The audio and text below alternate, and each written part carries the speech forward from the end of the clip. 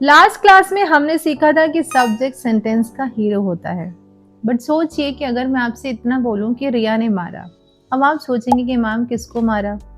Ball को मारा है, अपने दोस्त को मारा है, किसको मारा है? दैट मीन्स ये जो किसको या फिर क्या का आंसर होगा ना, वही हमारा ऑब्जेक्ट होगा। और ऑब्जेक्ट जानना बहुत ज़रूरी है।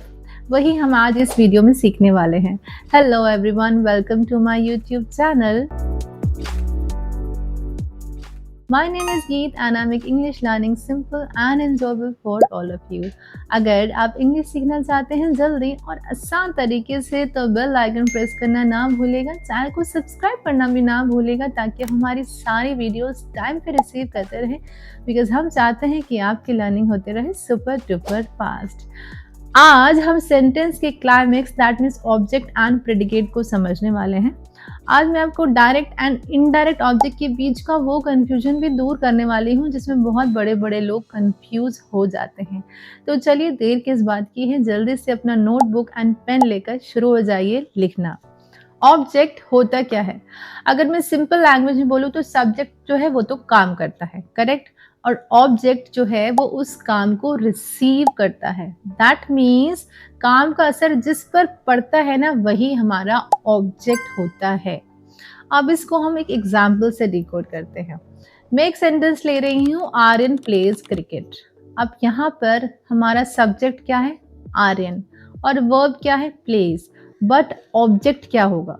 ऑब्जेक्ट होगा क्रिकेट। वो क्यों? वो इसलिए बिकॉज आर्यन के खेलने का असर किस पर पड़ रहा है? वो क्रिकेट पर पड़ रहा है। Next example, Sana eight an apple. अब यहाँ पर सब्जेक्ट है सना, वर्ब क्या है? एट। ऑब्जेक्ट क्या होगा? ऑब्जेक्ट होगा एन एप्पल। वो क्यों? वो इसलिए बिकॉज सना के खाने का असर किस पर पड़ रहा है? सना के खाने का असर पड़ रहा है एप्पल पर, ठीक है ना, इसलिए एन एप्पल होगा हमारा object. One more example, Naman is drinking water. इसको ब्रेक डाउन करके समझते हैं। यहाँ पर सब्जेक्ट क्या है? सब्जेक्ट तो है नमन, करेक्ट। वर्ब क्या है? Yes, verb is drinking. तो ऑब्जेक्ट क्या होगा? ऑब्जेक्ट होगा वाटर। वो क्यों? वो इसलिए बिकॉज नमन के पीने का असर किस पर पड़ रहा है? नमन के पीने का असर वाटर पर पड़ रहा है, इसलिए वो हमारा ऑब्जेक्ट हो जाएगा। इसके बाद मैं आपको एक गोल्डन रूल बताने वाली हूँ। जब भी सेंटेंस में आपको पूछना हो कि क्या, व्हाट या किसको, whom, तो आपको जो आंसर मिलेगा ना, वही आपका ऑब्जेक्ट होगा। जैसे हमने आर्यन वाले सेंटेंस में देखा था क्रिकेट हमारा आंसर था, वैसे ही सना वाले सेंटेंस में एप्पल हमारा आंसर था, वही हमारा ऑब्जेक्ट था। और नमन वाले सेंटेंस में वाटर हमारा ऑब्जेक्ट था, क्योंकि वही हमारा आंसर था। तो इन सारे सेंटेंसेस में व्हाट का आंसर दे रहे हैं और यही हमारी ट्रिक है जो आपको अप्लाई करनी है।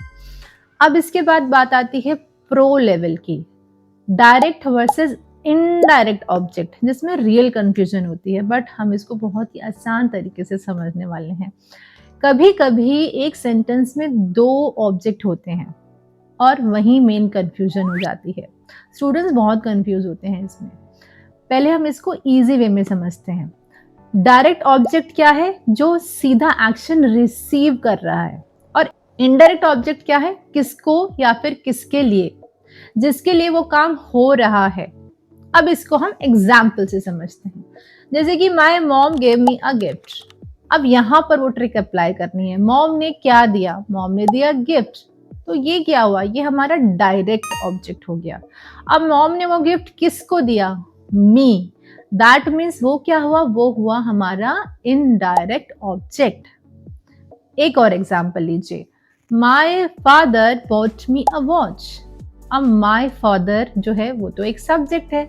अब यहाँ पर वर्ब क्या है? वॉच है। बट डायरेक्ट ऑब्जेक्ट क्या होगा? डायरेक्ट ऑब्जेक्ट होगा अ वॉच, क्या खरीदा। और इनडायरेक्ट ऑब्जेक्ट क्या होगा? वो होगा मी।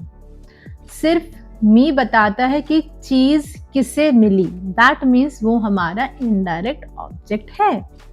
एक और एग्जाम्पल ले लेते हैं। आई सेंड प्रवित एन ईमेल, तो हमने क्या भेजा? ईमेल, तो वो हमारा डायरेक्ट ऑब्जेक्ट हो गया। बट हमने ईमेल किसको भेजा है? प्रवित को, तो वो हमारा इनडायरेक्ट ऑब्जेक्ट होगा। यहाँ टू ने साफ बता दिया कि प्रवित जो कि एक इनडायरेक्ट ऑब्जेक्ट है, सिर्फ एक रिसीवर है, असली काम तो ईमेल पर हुआ है, तो ये हमारा डायरेक्ट ऑब्जेक्ट था। सो फ्रेंड्स, ऑब्जेक्ट क्या होता है ये जानने के बाद और इनडायरेक्ट एंड डायरेक्ट ऑब्जेक्ट क्या होता है ये जानने के बाद अब बारी आती है प्रेडिकेट क्या होता है ये जानने की।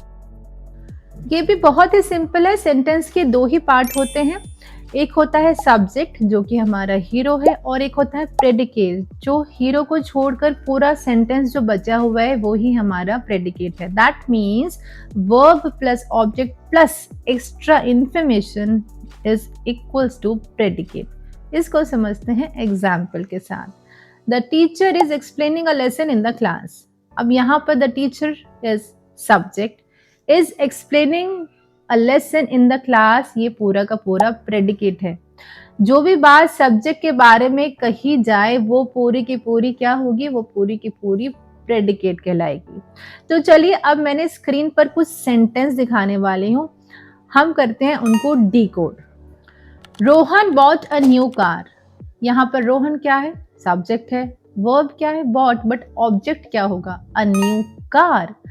Next is she told us a story. अब यहाँ पर सब्जेक्ट तो हमारा शी है, इनमें डायरेक्ट एंड इनडायरेक्ट दोनों ऑब्जेक्ट हैं। अस जो है वो क्या है? हमारा इनडायरेक्ट ऑब्जेक्ट, किसको सुनाया। और अ स्टोरी वो क्या है? वो हमारा डायरेक्ट ऑब्जेक्ट है। तो फ्रेंड्स, मैं अब आपको देने वाली एक छोटा सा होमवर्क, मैं आपको देने वाली हूँ सेंटेंसेस, उसमें आपको डायरेक्ट एंड इनडायरेक्ट ऑब्जेक्ट को फाइंड आउट करना है और हमें कमेंट बॉक्स में उसके आंसर्स लिखकर भेजने हैं। आपका सेंटेंस है I bought my sister a watch, he showed me his house. और अगर आज की वीडियो आपको हेल्पफुल लगी हो तो इसे लाइक, शेयर एंड सब्सक्राइब करना ना भूलिएगा। प्रैक्टिस जरूर करते रहिएगा। मिलते हैं नेक्स्ट वीडियो में। Till then take care, bye bye.